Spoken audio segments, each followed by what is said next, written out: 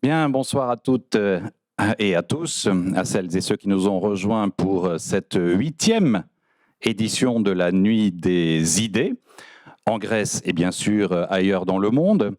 Je serai très bref, mais je voulais vous dire quelques mots sur cette fameuse Nuit des idées, qui est une invitation annuelle, une fois par an et mondiale, c'est une opération qui est au service du dialogue des cultures, de la circulation des idées, mais je dirais qu'il s'agit avant tout d'un moment que nous allons passer ensemble et qui nous permet de promouvoir une certaine vision du monde et qui marque, j'ose le dire, notre engagement à promouvoir un modèle qui est fondé sur l'humanisme européen, sur l'esprit des Lumières et donc un modèle de pluralisme et d'ouverture.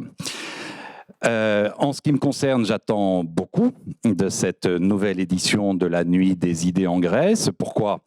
Parce que, hélas, nous le savons tous, le contexte est oppressant, il est anxiogène, nous éprouvons dans nos esprits, peut-être même dans notre chair, les restrictions qui nous sont imposées par les exigences de la lutte contre le virus. Cette situation, vous le savez, interroge autant notre rapport à nous-mêmes, peut-être même d'ailleurs notre capacité à faire face à nous-mêmes, autant notre rapport à nous-mêmes que notre relation aux autres.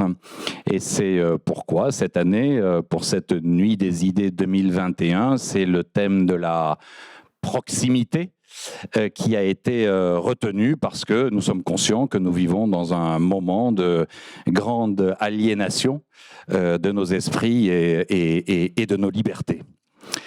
Je suis pour ma part très heureux bien sûr que cette Nuit des idées se tienne aussi en Grèce parce que, comme le disait André Malraux, l'ancien ministre français de la Culture, c'est en Grèce que le mot intelligence est devenu interrogation. Grecs et Français, nous avons le goût des idées, nous croyons que les idées ont un pouvoir de transformation, nous voulons surtout que ces idées circulent.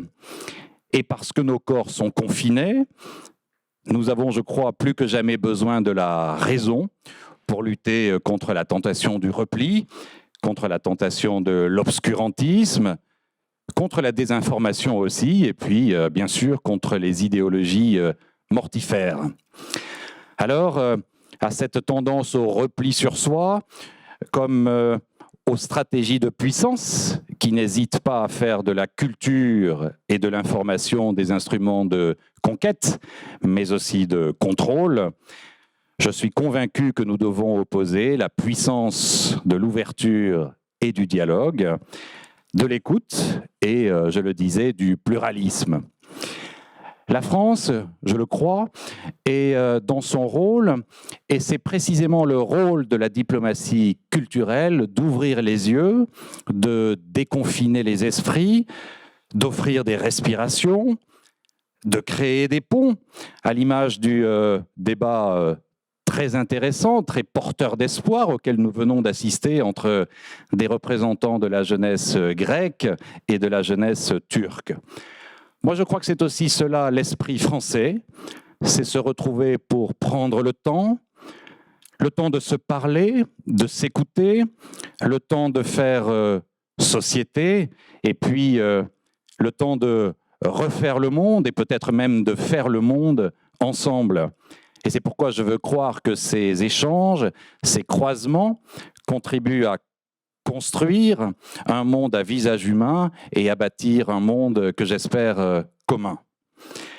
Enfin, bien sûr, avant de leur céder la parole, je veux saluer nos intervenants et nos équipes. Bien sûr, nos équipes qui nous offrent ce moment de respiration. Merci à l'Institut français de Grèce qui nous accueille aujourd'hui à Athènes, mais je salue également les équipes qui sont très mobilisées à Thessalonique, à Larissa et à Patras. Et puis merci aux intervenants qui vont nous apporter leur lumière, leur témoignage.